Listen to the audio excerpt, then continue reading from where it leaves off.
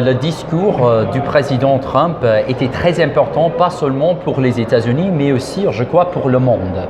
Les États-Unis sont arrivés ici avec 5 priorités pour l'Organisation des Nations Unies et la participation des États-Unis à cette Assemblée générale.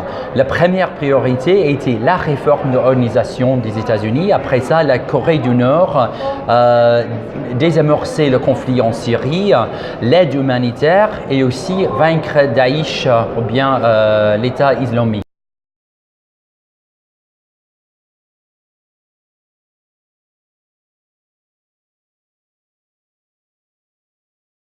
Comme vous savez, il y a beaucoup d'efforts unilatéraux seulement avec les États-Unis, mais plus important que ça, c'est les opérations avec le Japon, aussi la Corée du Sud, et aussi les efforts multilatéraux avec l'Organisation des Nations Unies. Comme vous savez, le président était très clair que cette menace, ce n'est pas seulement une menace pour les États-Unis, mais surtout pour nos alliés, nos partenaires, mais aussi le monde entier.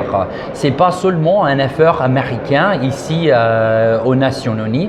En fait, la décision, la résolution du Conseil de sécurité, c'était unanimous, 15-0 pour élargir les sanctions contre la Corée du Nord.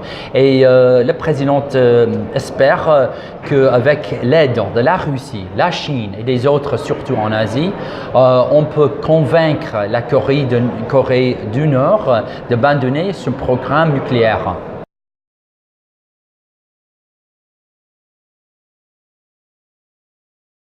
La 5e priorité pour les États-Unis ici aux Nations Unies, c'était pour soutenir et appuyer les efforts pour aider les réfugiés. Je crois que le président était très clair que les États-Unis vont travailler avec l'Organisation des Nations Unies pour aider et soutenir les réfugiés en Syrie, en Jordanie, Liban et en Turquie. Il a remercié aussi nos partenaires, nos alliés en Moyen-Orient et en Europe, surtout en Turquie, en Jordanie, Liban, pour aider les réfugiés. Mais aussi, je crois que le président comprend que les efforts doivent être multilatéraux parce que ce n'est pas possible de recevoir tous les réfugiés ici aux États-Unis ou bien en Europe. Il faut travailler avec nos alliés et nos partenaires en Syrie pour stabiliser le pays puisque les réfugiés peuvent revenir en Irak, en Syrie, les autres pays.